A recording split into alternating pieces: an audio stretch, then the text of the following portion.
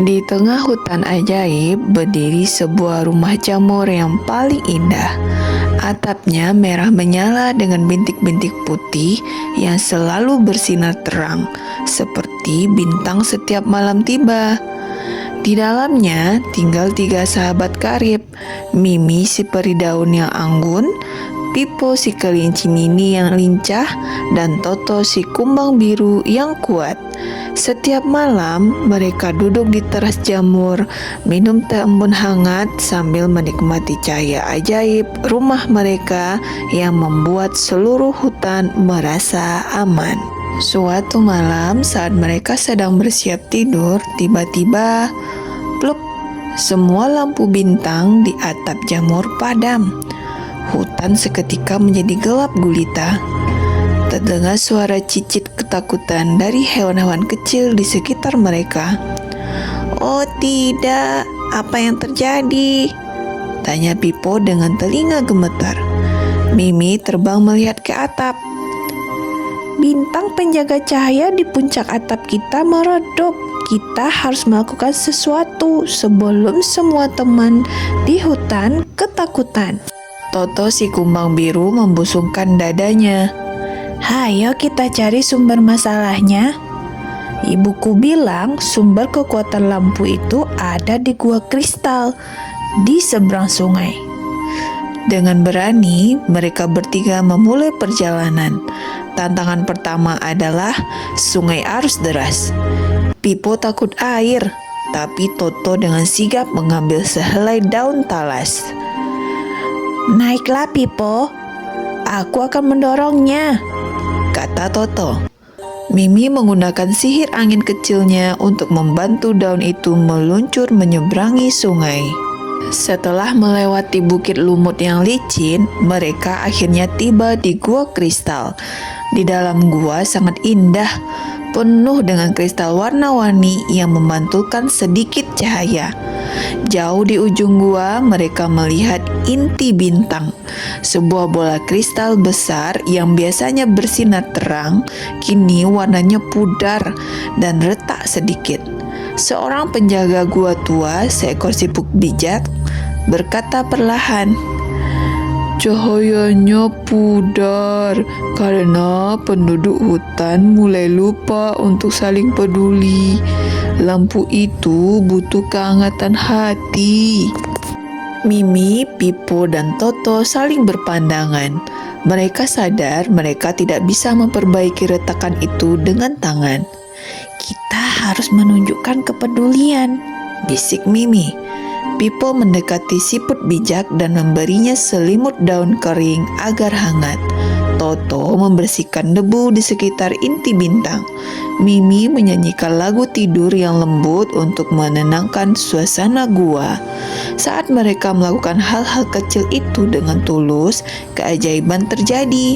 Retakan pada inti bintang mulai menutup, dan cahaya hangat mulai berpendar dari dada mereka bertiga dan mengalir menuju kristal besar itu. Wush! Sinar terang melesat dari gua kristal kembali ke atap rumah jamur mereka. Ketika mereka pulang, rumah jamur berlampu bintang sudah bersinar lebih terang dan lebih indah dari sebelumnya. Semua hewan hutan berkumpul bersorak gembira. Malam itu, Mimi, Pipo, dan Toto belajar bahwa cahaya paling terang tidak hanya datang dari listrik atau sihir, tetapi dari kebaikan hati dan kerjasama sahabat sejati.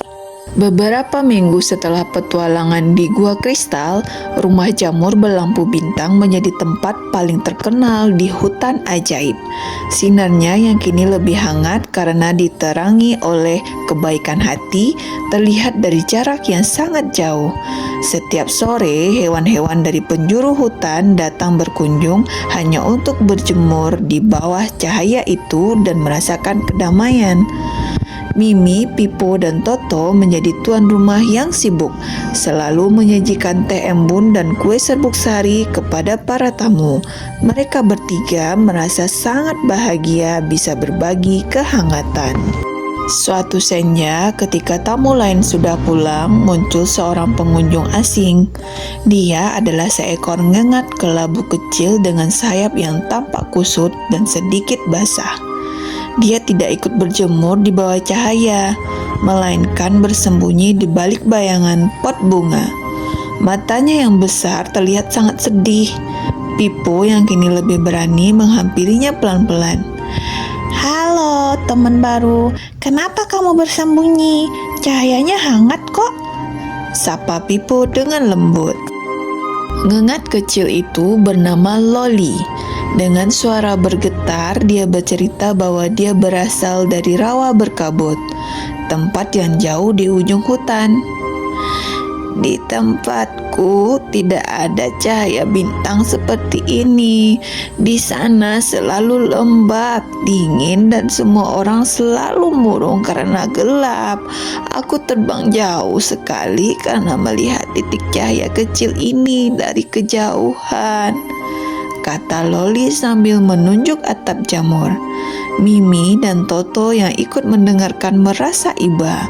Mereka teringat betapa takutnya mereka saat lampu mereka padam dulu. Kita tidak bisa membiarkan teman-teman di rawa berkabut terus bersedih dalam gelap, kata Toto tegas sambil mengepalkan tangan kecilnya. Mimi mengangguk setuju.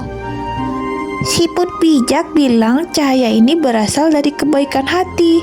Mungkin kita bisa membawa sedikit cahaya kita ke sana. Malam itu juga mereka membuat keputusan berani.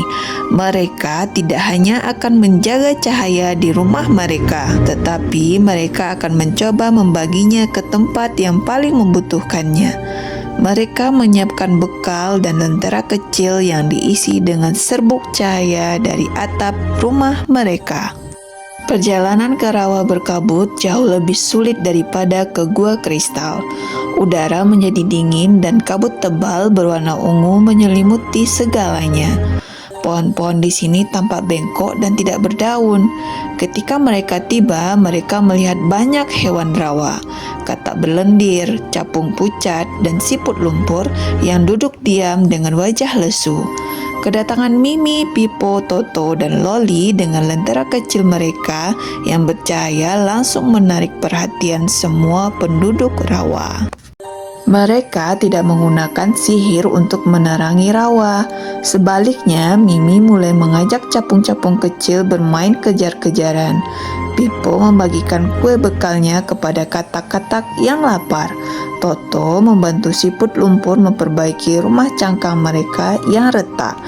Loli si ngengat terbang dengan bangga di sekitar lentera, menunjukkan bahwa ada harapan.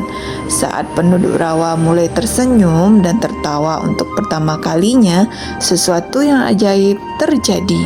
Tanaman jamur kecil di rawa yang tadinya layu mulai menegakkan batangnya dan memunculkan titik cahaya redup, merespon kebahagiaan di sekitar mereka. Rawa berkabut tidak langsung menjadi terang, tapi kini ada harapan baru yang mulai tumbuh.